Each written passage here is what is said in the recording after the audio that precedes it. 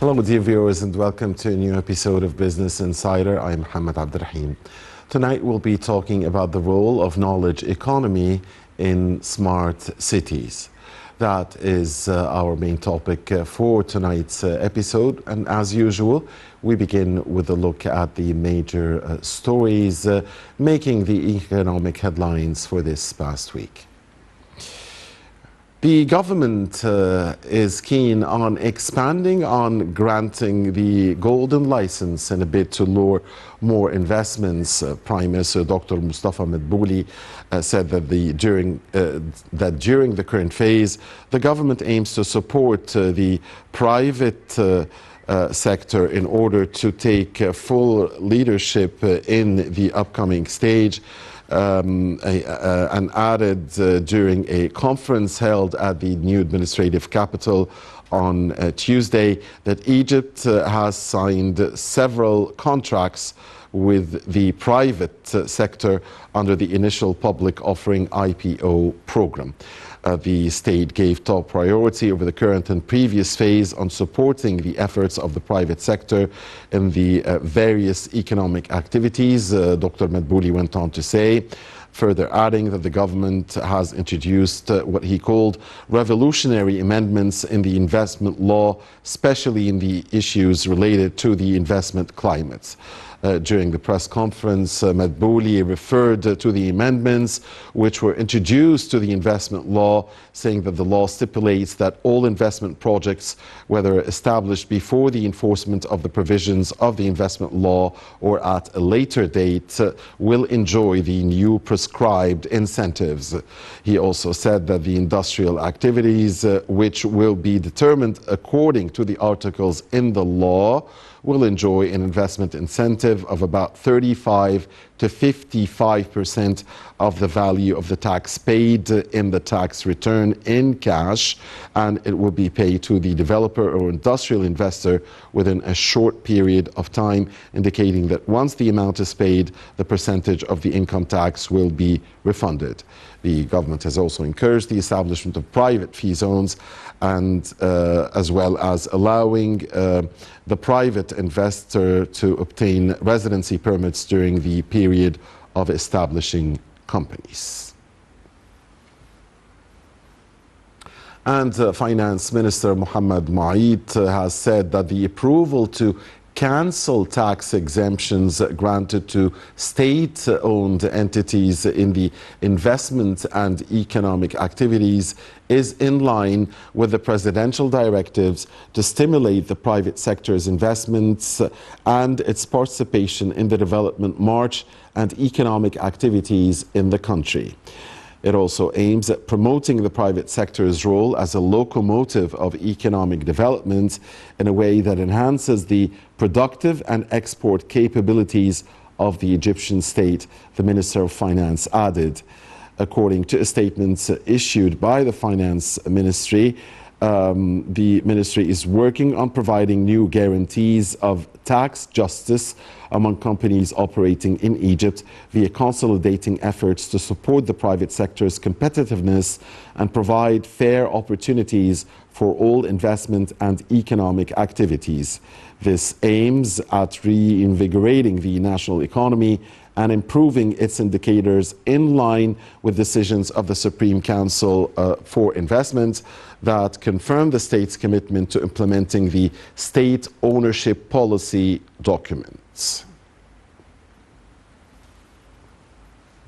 And Minister of Petroleum and Mineral Resources Tariq Al-Mulla on Tuesday met with the Executive Vice President of Caterpillar, Tom Pelletti, and his accompanying delegation to discuss prospects of boosting cooperation with the company. The meeting tackled ways of capitalizing on the eco-friendly solutions and techniques of the world's leading manufacturer of construction and mining equipment, in line with the state's strategy to reduce the carbon emissions caused by oil and gas activities. Al-Mulla highlighted the multiple investment opportunities of Egypt's petroleum sector, as well as partnerships with international mega firms carrying out big projects and investment plans in Egypt. Al-Mulla added that engaging into investment activities with Egypt's oil and gas sector represents a gateway for the international firms to reach to the Middle East and its promising opportunities. Meanwhile, Pelete hailed partnership with Egypt's oil and gas sector as trusted and added that Caterpillar is looking forward to promoting its operations in Egypt.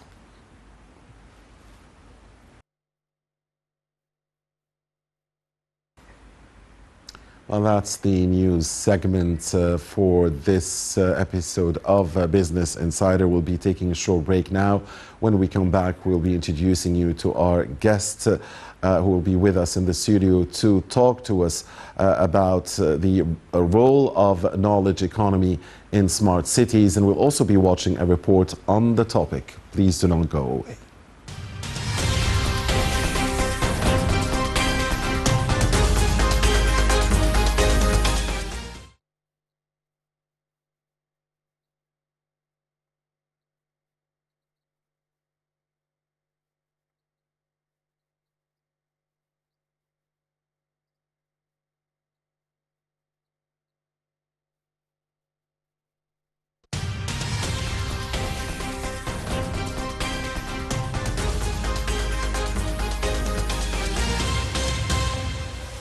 Welcome back, dear viewers. Thank you for staying with us. With us here in the studio is Dr. Nevine Makram Labib, and she is the Professor of Artificial Intelligence at Jamia Hamdard University in India. She's also the Director of the Social and Cultural Planning Center. A very good evening to you, Dr. Nevine. Always a pleasure to have you with us. Good evening to you. Thanks very much. Thank you. And allow us, please, and allow us, the viewers, first to watch a report about our main topic for tonight, and then come back and start our discussion with Dr. Nevine Makram Labib. The main topic is the role of the knowledge economy in support of decision-making processes and in smart cities. Smart cities are becoming a fixture of Egypt's infrastructure development strategy in the coming years. The Egyptian government plans to introduce new smart cities across the country as part of its long-term infrastructure development strategy. According to a statement from the Ministry of Housing, smart cities, also referred to as the fourth generation cities, will not only attract 30 million residents but will offer 4 million direct and 3 million indirect jobs as well. The use of technology and artificial intelligence will be introduced in the new smart cities in parallel with Egypt's Sustainable Development Strategy, Egypt Vision 2030, as stated by Deputy Minister for Housing and Supervisor of Planning and Projects to the new Urban Communities Authority. The new capital will be larger than New York and Paris and will be the same size as the Greater Singapore area. With a population in Cairo expected to double in the coming decades, Egypt plans a high-tech leap with smart city design in the new capital. The new administrative capital will host 6.5 million residents, starting with civil servants by the end of the year.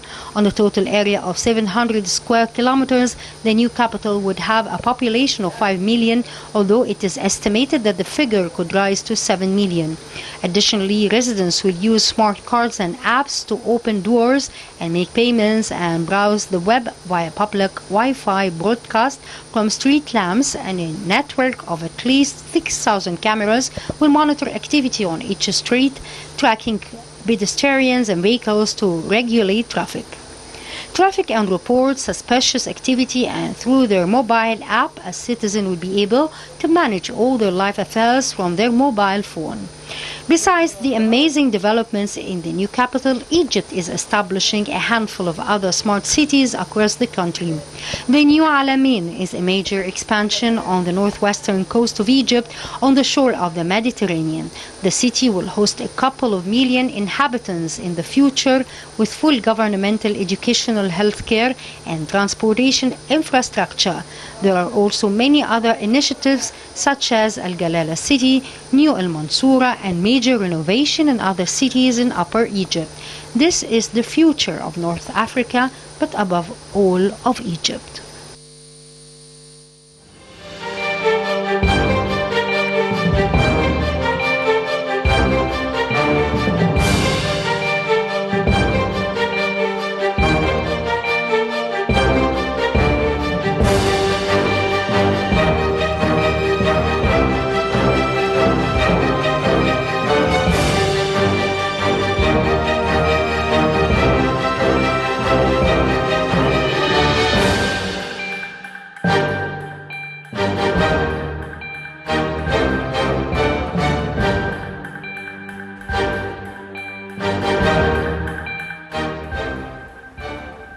Thank you for staying with us and welcome back, dear viewers, and many thanks to Abir Hussein and Rasha Abdel Hamid for this report. Back here in the studio with Dr. Nevine Makram Labib, and we're talking about the role of the knowledge economy in smart cities and in support of decision makers.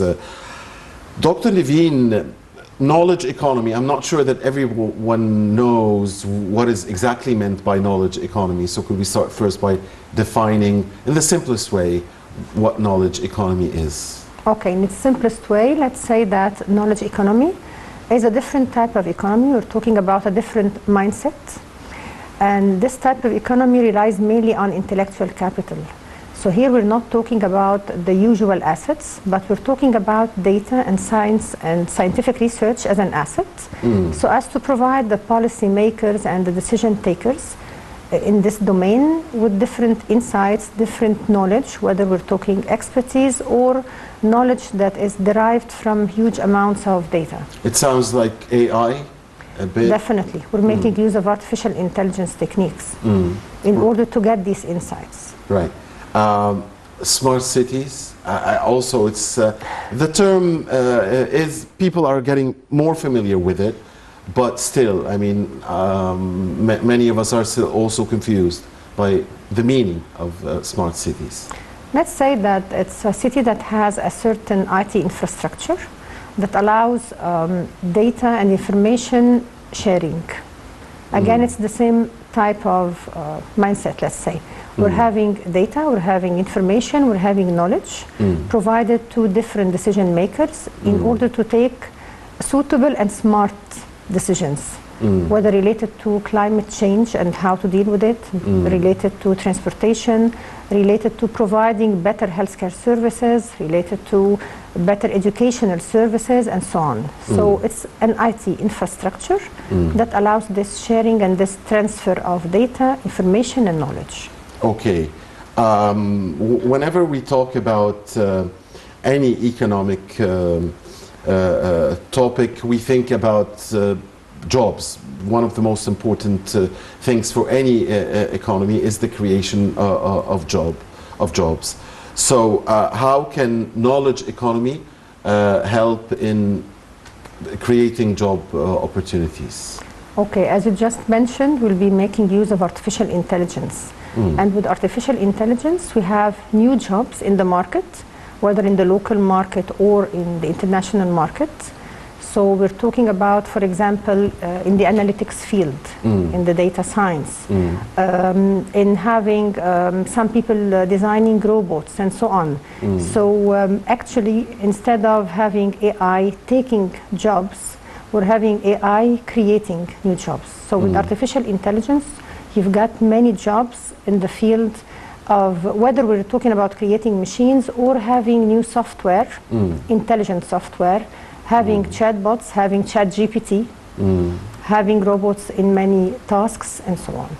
Will this, and I've heard both contradictory statements. I've heard some experts say that artificial intelligence will actually create more jobs than it will take away, and other experts said that it will take away more jobs than it will create.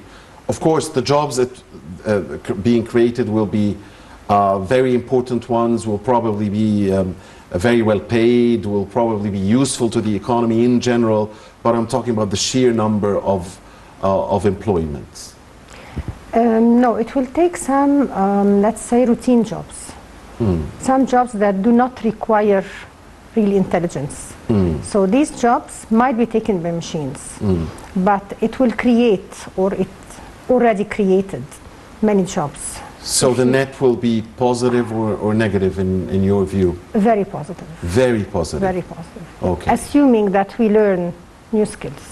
It will be very positive for the economy, understood, for the development, for the progress, but will be positive for the workers themselves. I mean, will we have more employees and less unemployment because of AI? Is that what you're saying? Yes, again, assuming that these workers will do some enhancement and improvement regarding their skills and their knowledge. So they need, again, some training related to artificial intelligence and data science. If they take this training, then I guess it will be more positive and they will not be left behind. Okay. So there is room out there for many, many jobs in Yes. this field. And this is over the upcoming decades, right? I mean, this is the future. It already started. You will check the youth, you'll check the new graduates, the fresh graduates, I mean. So fresh graduates now, they're more prone to these tasks and these jobs. And if you check the net, if you Google just the new jobs in the market, you'll find plenty of new jobs and new job descriptions that we've never heard about, whether related to the e-content, related to robotics, related to chatbots. Now with the chat GPT, you have many new jobs again that were created. So it already started. It's not future directions, no. Okay. And how is Egypt faring? What is our position at the moment compared to, you know, the developed and the developing world, compared to our comrades, the developing world, and compared to the developed world? Okay, regarding the developed world, you have already 3 countries. I guess the first was Switzerland, and then the second Sweden, and the third is US, United States of America, in the knowledge economy. Yeah. Whereas for us as other countries, I don't like the developing or developed, let's say that we're working on it, because actually with the digital transformation and artificial intelligence strategy in Egypt, we're in a good position. We're focusing on the youth. So you have many initiatives, starting with students in schools, and then students in the universities, and the fresh graduates. So we're trying to face the challenge of the lack of talent, because that's a challenge that's there, you know, it's worldwide, it's not in Egypt only, even in India. Now they're having this problem, since I teach there, yes, because although they have many universities, faculties, multidisciplinary programs and interdisciplinary programs, but Indians actually leave the country for other countries and for better payment and better jobs. So they end up having the same problem. So regarding Egypt, we're working on the education and the training and the enhancement of the skills of the youth. That's a main project or a main initiative for us in Egypt. And we are in a good position, I understood from your words, as far at least when compared to our region or the developing world? Yes, in a very good position. Okay. You will find many of our students and fresh graduates working remotely for companies, even in India. Wow. Yes, and in Dubai, in many other Arab countries. So I guess this gives you an indicator that we're in a good position. Indeed. Dr. Nevine, when I was reading about knowledge economy and smart cities, a headline really caught my attention, or a title or slogan called mobility management. Could you tell us what is exactly meant by mobility management, and how could this help in the knowledge economy and the progress and in supporting decision makers? Okay, we're not talking about the usual or traditional approach of management.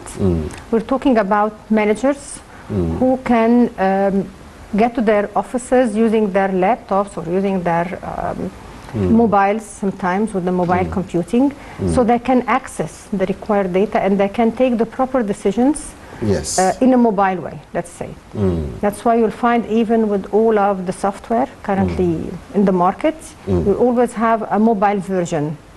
So this can be used for the managers, again, if we're talking in the context of decision making. So by mobile, we mean it's something that moves with us? You can perceive it that way. Okay. Let's say that you can manage or direct your office using any device. Yes. And it's not the, it's not the usual or the traditional way of managing and of being there in the office.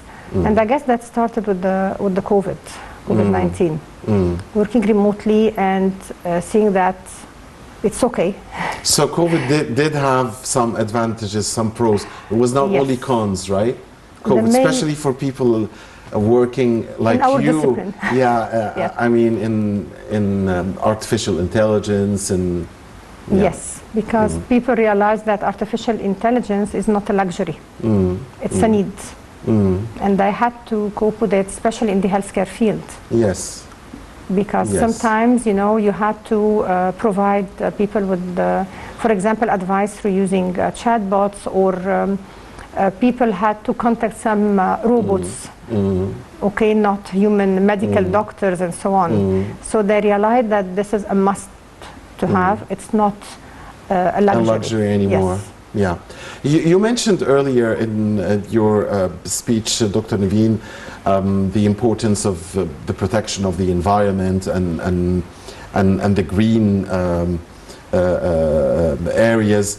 Also, there is knowledge economy can be used to, as you mentioned, help plan for green public spaces, for a green environment, for a green city, and so on. Could you talk to us about that and the importance of that in the world we live in today, where we don't want to harm our, Earth anymore, Yes. more than we have already done? Yeah. Okay, so let's take it again from the data analytics perspective. If we can provide the decision makers with some prediction, then they'll be able to predict the required services. And so as to be able to allocate the resources, let's say, near the people who really need it, who are in need of these services. Hence, this will help with transportation, smart transportation. This will help with these people having all of the required services just around them. And this will definitely help to preserve the environment. Yeah. Because when we talk about smart city, it's not only smart, but it should be green. So especially with the problems and the issues related to climate change and its impact. So that's one of our priorities whenever we talk about applying smart cities or smart thinking using these data. Yes. There's also something called the 15-minute city. What's the 15-minute city? It's the same concept, having some predictive analytics, so as to know about each area. You'll find that each area or each district or each neighborhood is in need of some services, and providing these services next to the citizen, so as to make him get all the services he needs, just he or she needs just around the corner, as we say. Yeah. So that's the 15-minute. Okay. Let's go back, Dr. Nevine, to the issue of how knowledge economy supports decision makers. Decision makers, of course, are one of the major reasons for success or failure of any operation, of any scheme. So the importance of knowledge economy for decision makers, and let's try to talk about this in detail if we can. Okay. For the decision maker, he or she are always faced with some alternatives. And these alternatives come from their expertise. Expertise is knowledge in our IT jargon. And if you take it from another perception or another perspective, you can say that having huge amounts of data and applying IT tools, especially intelligent tools, will provide these same decision makers with some insights. We call it the knowledge discovery. So sometimes it's not only their knowledge and their expertise gained over the years and over facing many situations, but it's also dealing with the deep analysis of the huge amounts of data that we have nowadays, and providing them with new knowledge that they never heard about. So by combining the knowledge discovery and the knowledge or the expertise that the decision maker already has, we improve the decisions. And that's a must for all decision makers and policy makers. But if those are decisions that they never heard about, or information that they never heard about, So how can this help? I mean, how can this help decision makers? Because it's something they don't know. I mean, it's something that they're not masters at. Yeah, they don't know, but it's derived from previous experience of others. Because we have what we call the lessons learned, and we have the other success stories. That's why we never say in our IT jargon that we have good or bad experience. We say that we have success stories and we have lessons learned. So you don't have to learn it, you know, the hard way. You can take it from others, and that's how we provide the decision makers with this expertise. Okay, and again, I always like to talk about Egypt. So how are we using knowledge economy in Egypt, as far as you can see, in decision-making processes? We started by working on the data. For us as researchers, especially in the AI field, we always had a problem of having what we call good data. We're always having noisy data. So now, in Egypt, it's different because we're starting to have very good data in different databases, and the country is working on the data integration file, which is very important because when you have it as islands, then you cannot really provide the policymaker with any insights that are valuable. We need to give him kind of an overview or a comprehensive view. And this cannot be done without the data integration. So we're in this area right now, having data and validating these data and integrating these data in order to make it available for the policymakers. There seems to be an interconnection between knowledge economy and artificial intelligence. I want to draw the line between them. Can you do that for us, please?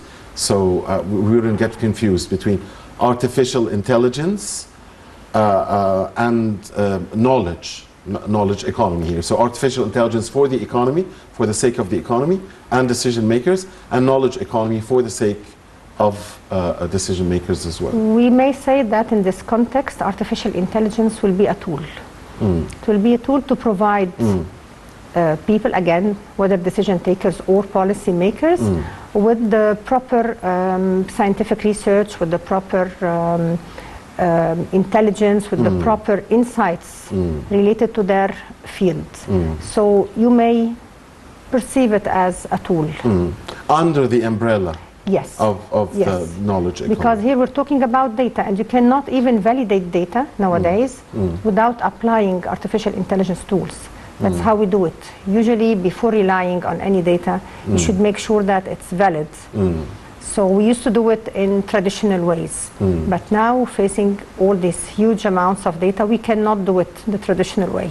We need to do some validation, some, let's say, comparison, some benchmarking using artificial intelligence. So knowledge economy is a more comprehensive term, or a more comprehensive has a more comprehensive meaning.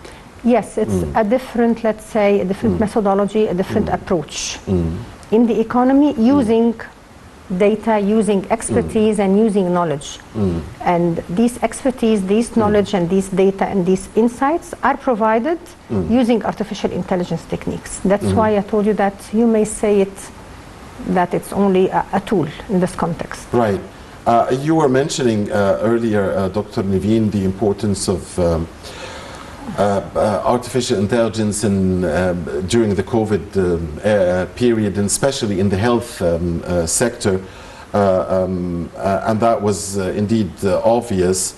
And there is also, when it comes to smart cities, because we were talking about it in the program earlier in the program, something called the creation of smart, healthy communities. Could you tell us what that is all about? Healthy communities. Okay, we'll be applying the predictive analytics so as to be able to predict the disease that might affect the citizen in the specific area or specific city, and trying whether to help avoiding or let's say it's not only avoiding but dealing with this specific disease, or to be ready with the medicines, with the equipment, and so on, and trying to study the environmental factors or the factors that led to this disease being common and to work on it. That's a different view here. Yeah, we're making use of the prediction in order to make people better, not only to provide them with better healthcare services, but to provide them with better health. Indeed, very interesting. On that note, Dr. Nevine, dear viewers, unfortunately we've come out of time. So we thank very much our dear guest here with us in the studio, Dr. Nevine Makram Labib. Thank you very the Artificial Intelligence Professor at Jamia Hamdard University in India and the Director of the Social and Cultural Planning Center. Always a great pleasure to have you with us, Dr. Nevine. Thank you. Thank you very much. Thank you, and thank you, dear viewers, for watching Business Insider. Next week, same time, inshallah, is a new episode. Until then, have all the best and goodbye.